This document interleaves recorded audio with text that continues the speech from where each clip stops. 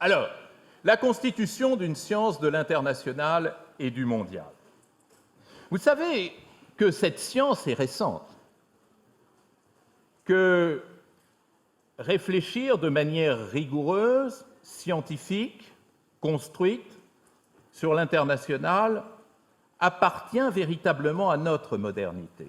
Ce que je voudrais que vous compreniez, parce que ça c'est vraiment très important, ça ne nous lâchera pas ensuite, c'est que cette internationale moderne, cette modernité politique de l'international est apparue à un moment du XVIIe siècle, pas par hasard. Regardez comme ce monsieur est avenant. Cet homme, nous lui devons le respect, c'est probablement l'inventeur de notre modernité politique. Le grand philosophe anglais Thomas Hobbes.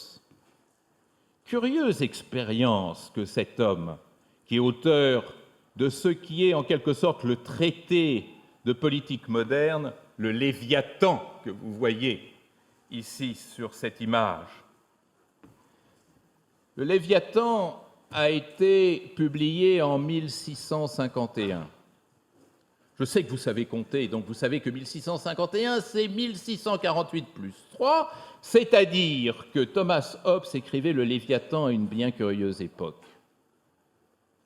Quand il tentait de s'informer sur la vie politique chez lui, eh bien, les commentaires lui apprenaient qu'on avait guillotiné le roi Charles Stuart, que la Révolution était en marche à l'intérieur de la paisible Angleterre, que la violence ajoutait à la violence. Et quand, changeant de conversation pour se rassurer, il interrogeait sur l'actualité internationale, on lui disait que l'Europe vivait l'une des guerres les plus sanglantes qu'elle n'a jamais eu à affronter, la guerre de 30 ans, 1618-1648. Hobbes est un homme qui écrit, qui pense dans un contexte exceptionnel de violence. Et donc, le génie politique hobbesien, c'est de poser tranquillement cette équation qui va fonder le politique moderne, en disant quelle est la mission du politique dans un climat de violence. La mission du politique, c'est de protéger l'individu contre quoi ? Contre la violence. Donc, la définition qu'il nous donne, c'est que le politique n'existe que comme prestataire de sécurité. C'est la définition moderne de la violence. D'ailleurs, vous en entendez parler de la politique comme prestataire de la sécurité. Le discours sécuritaire, l'idéologie sécuritaire, les références sécuritaires, la culture sécuritaire, ça vous dit quelque chose, n'est-ce pas ? Donc, qu'est-ce que le politique ? C'est la prestation de sécurité pour protéger l'individu contre la violence. Et Hobbes de fonder ainsi ce pacte social qui est à la base même de tout son modèle, de toute sa philosophie, consistant à dire l'individu va abandonner une part de sa liberté au souverain de manière à obtenir en échange sa protection et la sécurité. C'est le pacte social hobbesien. C'est ce qui est à l'origine de l'invention de l'État européen occidental. Cet échange contractuel de la liberté contre la sécurité. Et nous ajoute Hobbes, le souverain ne pourra accomplir cette fonction de protection que s'il est totalement souverain. Et Hobbes d'ajouter cette phrase qui va fonder l'international moderne. Hobbes nous dit « Le souverain est totalement souverain, ne peut donc en aucun cas être soumis à des lois communes ou à des institutions communes ou à un pouvoir commun, il ne peut pas y avoir de droit international. Le jeu international ne peut être qu'une compétition entre souverains. Le jeu international doit être comparé, nous écrit Hobbes, dans le Léviathan, à ce jeu de gladiateurs entre lesquels tous les coups sont permis et où le puissant finit par l'emporter. Mesdames et messieurs, je vous ai tout dit sur la définition et la construction de l'international moderne, et je pense que si vous suivez l'actualité, vous comprendrez peut-être pas mal de choses, à savoir donc que la définition classique de l'international, c'est une lutte de gladiateurs entre États totalement souverains. La messe était dite, et cela nous conduisait à l'affirmation la plus importante, à savoir que la science de l'international, du coup, ne peut être qu'une science de la guerre. La guerre est l'identité même de l'international. La guerre est la norme de l'international. C'est la confrontation des souverains et de leur puissance. Était-il suivi par tous? Non. Bien heureusement, fort heureusement, la pensée est ainsi faite qu'elle n'est jamais unanime et consensuelle.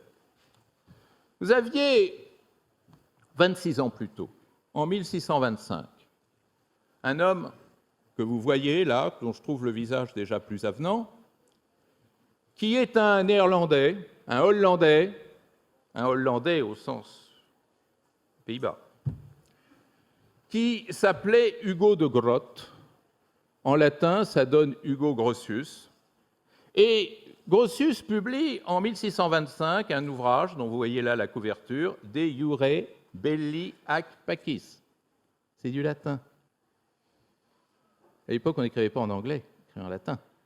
De Iure Belli ac Pacis. Qui était Grotius? Un personnage intéressant. Aujourd'hui, on dirait que c'est un avocat d'affaires, conseiller de la Compagnie des Indes orientales, c'est-à-dire de la grande compagnie de commerce maritime.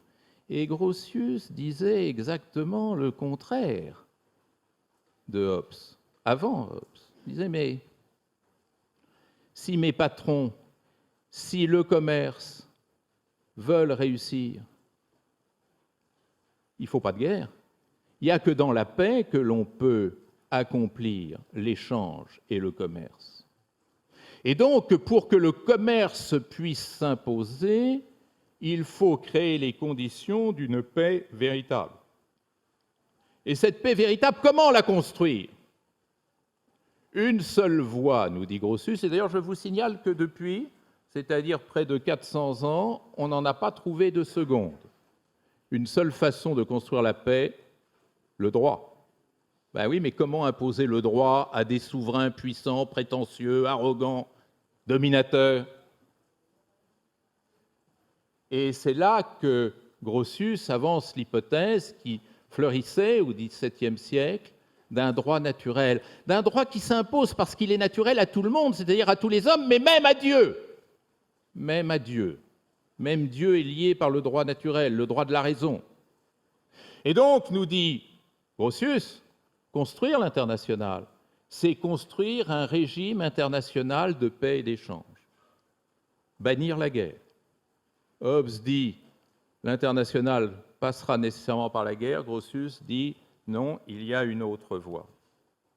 Grotius n'est pas isolé. Vous connaissez tous le grand philosophe anglais John Locke, qui n'était pas encore né lorsque Grotius publie son Opus Magnum, mais qui va très vite imposer une idée supplémentaire en disant « Mais attendez, je vous dis même plus, la société n'existe pas comme totalité construite, il n'y a que l'individu.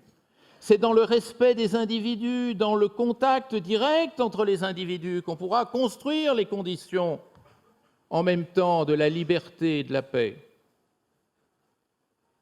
Hobbes d'un côté, Grotius et Locke de l'autre, c'est Hobbes qui a gagné. Pourquoi Hobbes a-t-il gagné?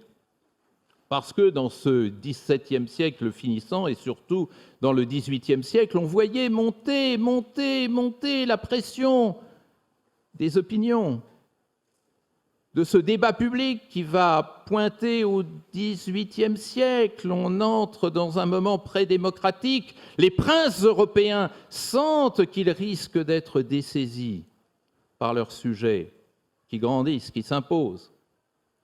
Et donc, les princes partaient tous de l'idée, au XVIIIe, funeste XVIIIe siècle, que pour sauver leur couronne, il leur fallait garder la guerre comme instrument pour s'imposer à l'intérieur et à l'extérieur. Et donc, l'idée hobbesienne va davantage être servie que l'idée grossienne.